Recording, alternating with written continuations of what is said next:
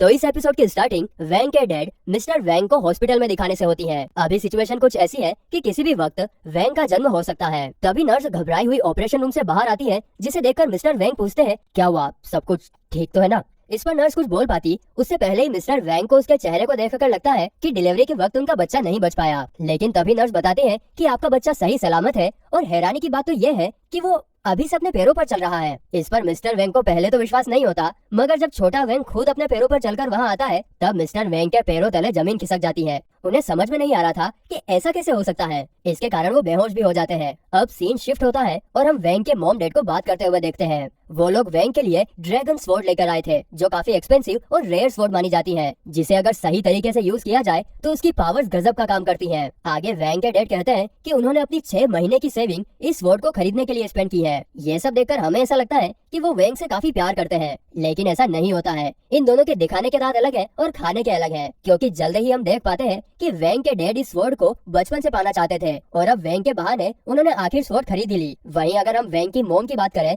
तो उन्होंने पैसा बचाने के लिए असली स्वॉर्ड की जगह पर नकली स्वॉर्ड खरीदी है, और इसके बारे में मिस्टर वैंग को भी कुछ नहीं पता होता। आगे वैंग के मॉम डैड उसे स्वॉर्ड पकड़ने के लिए कहते हैं, लेकिन वैंग उसे पकड़ने के लिए नखरे कर रहा था, क्योंकि उसे पता होता है कि स्वॉर्ड नकली है, और अगर उसने पकड़ ली तो उसके टुकड़े टुकड़े हो जाएंगे, और इसे देखकर वैंग के मॉम डैड के बीच में झगड़ा भी हो सकता है। इसीलिए वैंग एक सेकंड में 343 बार सोचकर अलग अलग पॉसिबिलिटी को देखता है कि उसे अब क्या करना चाहिए, और फिर थोड़ी देर बाद वो अपना झूला खराब कर लेता है, जिसे देखकर उसके मॉम डैड का ध्यान उसकी तरफ जाता है और वो लोग स्वॉर्ड को बिल्कुल ही भूल जाते हैं। आगे हमें दिखाया जाता है कि जैसे जैसे वैंग बड़ा होता है उसकी पावर्स उतनी ही बढ़ती जाती है, और उसने महज 6 साल की उम्र में जायंट फ्रॉग को मार दिया था, और ये सब उसके पेरेंट्स ने दूर से देख भी लिया था, जिससे उन्हें अंदाजा हो जाता है कि वैंग धीरे धीरे काफी शक्तिशाली हो रहा है, और इसके कारण वो अपनी पावर्स पर कंट्रोल नहीं कर पाएगा। इसीलिए उन्होंने काफी रिसर्च करने के बाद वैंग की पावर को कंप्रेस करने के लिए एक एमुलेट बनाया, जो कि उसकी स्पिरिचुअल फोर्स को कंट्रोल में रखता था। लेकिन जैसे जैसे वैंग बड़ा हो रहा था, एमुलेट का असर उसकी बॉडी पर कम होता जा रहा था, जिसके चलते वैंग की मॉम ने उसके लिए एक गोल्डन पिल यानी कि सोने का लड्डू देना शुरू कर दिया, जो उसकी पावर्स को काफी हद तक कम करता था।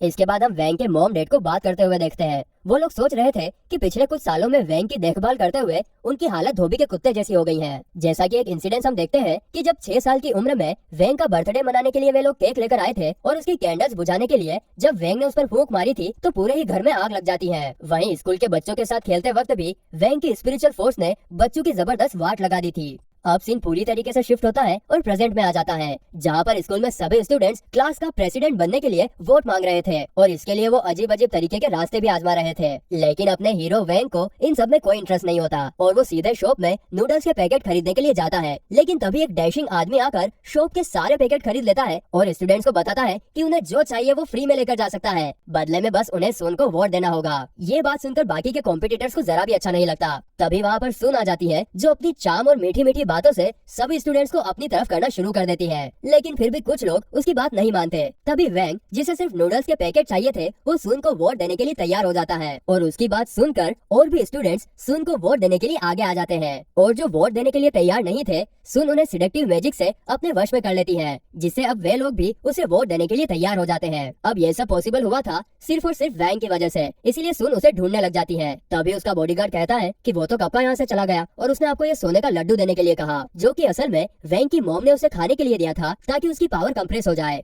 अब ये जानने के बाद कि वैंग ने उसे सोने का लड्डू दिया है, सुन को लगता है कि वैंग उसे पसंद करता है। इसके बाद हमें सीधे क्लास का सीन दिखाया जाता है। यहाँ पर मिस्टर वैंग जैसे ही क्लास में इंटर होते हैं, वो सभी स्टूडेंट्स को देखकर समझ जाते हैं कि सुन ने सभी पर सिडक्टिव मैजिक का यूज किया है। इसीलिए आज वो क्लास में सिडक्टिव मैजिक का यूज करना सिखाते हैं। आगे वो बताते हैं कि कई सालों पहले सिडक्टिव मैजिक का यूज करना स्टार्ट हुआ था, और ये मैजिक जितना फायदेमंद है उतना ही खतरनाक भी, क्योंकि इस मैजिक का यूज करके हम सामने वाले को अपना फैन बना सकते हैं और जो चाहे उससे करवा सकते हैं। तभी गुओ पूछता है कि इस मैजिक से कैसे बचा जा सकता है। इस पर मिस्टर वैंग कहते हैं कि सिर्फ स्ट्रॉन्ग पावर वाला इंसान ही अपने आप को इस स्पेल से बचा सकता है। जैसे कि हम देख सकते हैं कि क्लास में वैंग के अलावा सभी स्टूडेंट सुन के कंट्रोल में थे, और ये सब हम बता सकते हैं क्योंकि उन सभी के ऊपर सुन का नाम लिखा हुआ था, जो वैंग के ऊपर नहीं था। तभी सुन अचानक से वैंग की तरफ देखती है, जो कि पहले से ही उसकी तरफ देख रहा था, और उसे देखकर सुन शर्मा जाती है। वहीं वैंग सोच रहा था कि जो लड्डू मैंने सुन के बॉडीगार्ड को उसे देने के लिए दिए थे, शायद वो बॉडीगार्ड ने उसे दिए नहीं, और इसीलिए वो सुन से लड्डू के बारे में पूछता है। साथ ही में वो उसे नूडल्स के पैकेट के लिए थैंक्स भी बोलता है, और वो ये सब इशारों में कह रहा था। इन सब इशारों से सुन को लगता है कि वैंग उससे लड्डू के बारे में बात कर रहा है और ये भी कि लड्डू खाने पर उसकी पावर बढ़ जाएगी और इसीलिए वो बिना देरी किए लड्डू खा जाती है, जिसे देखकर वैंग के चेहरे पर 12 बज जाते हैं क्योंकि उसे पता था कि लड्डू खाने पर पावर कम हो जाती है, जो कि उसकी मॉम ने स्पेशली उसके लिए बनाए थे।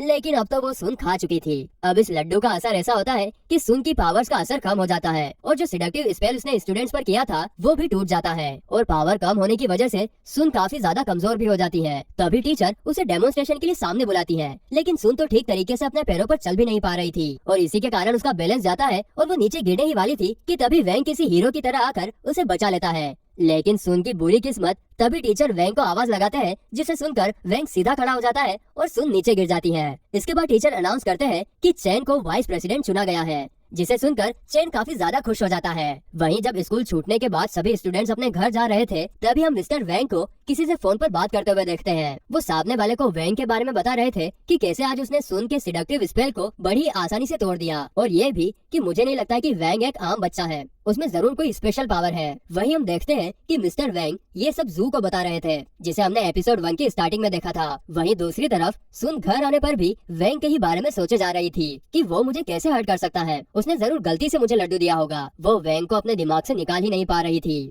जिसके कारण इस तरफ वैंग को छींके आने लगती है किसी टिपिकल कपल की तरह। और फिर इसी के साथ ये एपिसोड यहीं पर एंड होता है।